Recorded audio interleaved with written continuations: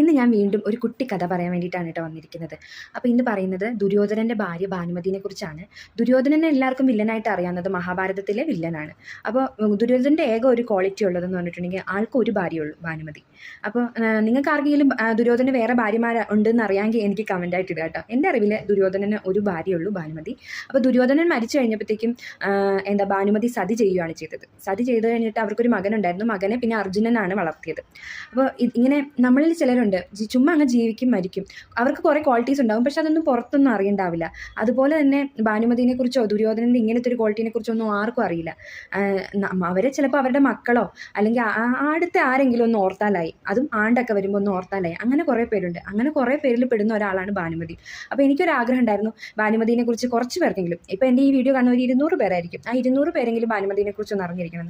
നിങ്ങൾക്ക് ഇതിന് മുമ്പ് ഭാനുമതിനെ കുറിച്ച് അറിയാമായിരുന്നെങ്കിൽ എന്നോട് പറയണം. എൻ്റെ ഈ വീഡിയോ ഇഷ്ടപ്പെട്ടെങ്കിൽ കമൻറ്റ് ചെയ്യണം, ലൈക്ക് ചെയ്യണം.